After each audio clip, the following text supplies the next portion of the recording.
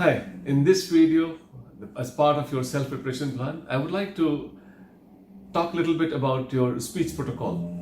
There are a lot of things that we have got as to be kept in mind because the kind of condition in which you're going to speak to them is going to be very special.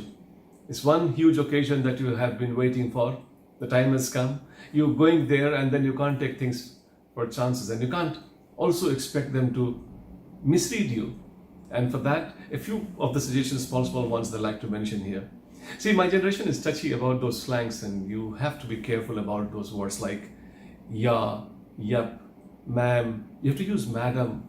So you have to be a little respectful in the statements that you're making. In fact, as part of the speech protocol, I would like to mention not speaking for at least 1-2 seconds after the question gets ending is also important. Give respect to the question. Let the question sink inside and then come out with an answer. So I suppose it is very vital that you do not just blast off as soon as the question ends. Give some respect. Let the question sink inside and then start your answer. Also, I'd like to mention that do not give close-ended statements. Close-ended statements are offensive for my generation from your generation. Like, for example, when you say that most important reason of this, no, why should you say that most important reason? I should decide. Give open statement like one of the most important reason for this is like that. That's accepted. I would buy that. Not say that as we understand. How come you can deprive me of my independence of understanding? Use third person as one understands. As one may understand, sir. As one may understand, madam.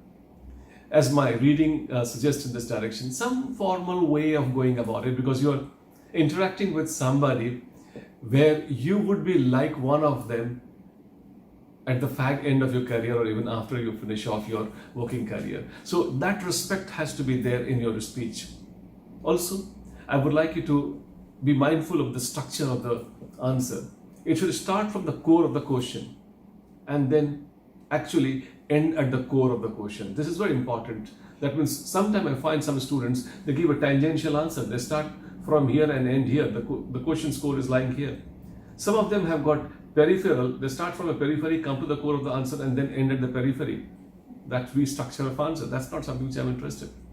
I'm interested that you start your answer, weave it around, and then ultimately when you close, it is at the core of the question, so that the person gets a sense of completeness in the answer that has got. Also, when you're giving an answer, I would expect that those answers have to be like having some depth in them. Like you touch different dimensions. And when you're touching different dimensions, I would also like you to have those dimensions elaborated to some extent. Some of the students, they have got very big depth in the answer, but no expansion. Some of them, they've got one answer and elaborate too much. So ensure that the structure of the answer is such that basically it is one point elaborated, one. So structural and vertical and horizontal judicious mix is there. That's the balanced answer all about. Mind it that when you're speaking, your answer is like that. Apart from that, I would also like you to suggest that you should not go for oxymoronic references. I find a lot of students get into that. Like, I do not know, sir, but what is this? If you do not know, you don't have to speak. Why are you speaking? I'm not sure, and then you still speak. So don't go for some such kind of references.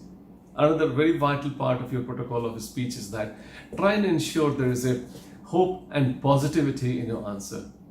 This sells very well with my generation. I mean, you're my next generation. When you're giving me hope, I'm giving you marks. So don't be cynical and then say something that there's nothing much can be done about it and then depressing answers. Well, I mean, maybe you're talking about reality. But who is interested in the reality? At the end, we all will be dead. But we're alive with lots of hope and positivity. I'm happy if you give me hope. You give me solutions. You give me positivity. And this is something which you can be sensitized about. And this is something that you can see in your answers reflecting. I'm sure with these small things, definitely it's going to build to your understanding of how you're going to speak and interact with the people. And some of the small list of speech protocols which I have shared with you that will help you sensitized and then ensure that you ultimately get a marks that you can be proud for the rest of your life. My best wishes.